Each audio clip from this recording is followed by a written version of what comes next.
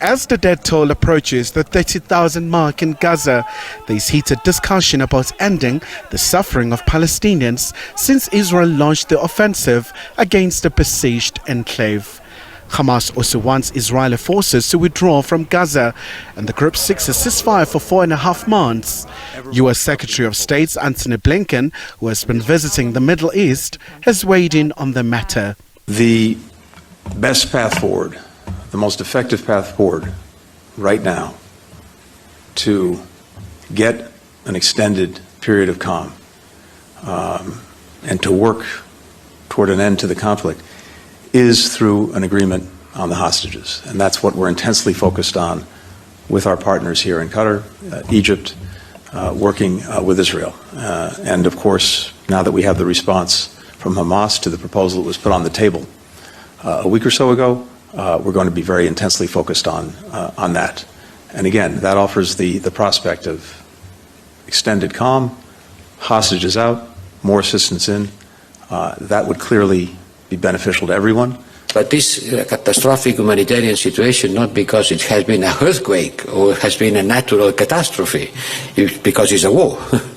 And this war has pushed hundreds of thousands of people to the south, and now that they are in the south continues being bombing and continues creating a very dire situation, humanitarian situation, but it's a man-made catastrophe. According to the blueprints, during the first 45 days phase, all Israeli women hostages, males under 19 and the elderly and sick will be released.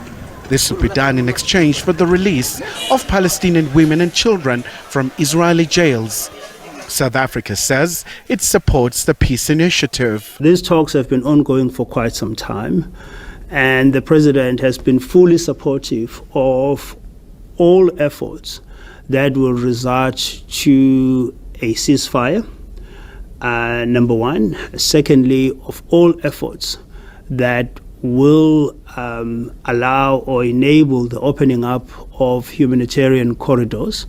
As you will all know, the situation is quite dire from a humanitarian point of view. There is an urgent need to get humanitarian assistance to those that require it. And so the president will continue to encourage and applaud and urge all parties concerned to do their very best to ensure that that humanitarian assistance reaches those that need it. British Foreign Secretary David Cameron says he has told Israeli Prime Minister Benjamin Netanyahu about his support for a two-state solution. We've heard what Netanyahu has said. He's not ruled out comprehensively a two-state solution. My message to him was start talking about the things that a Palestinian state could be rather than the things it can't be.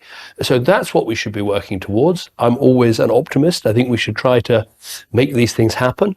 And as I said, Britain, part of our policy, which has always been in favour of a two-state solution. Meanwhile, Saudi Arabia has told the US it will not open diplomatic relations with Israel unless an independent Palestinian state is recognized on 1967 borders with Jerusalem as its capital. Khayelihle, Khumalo, SABC News, Johannesburg.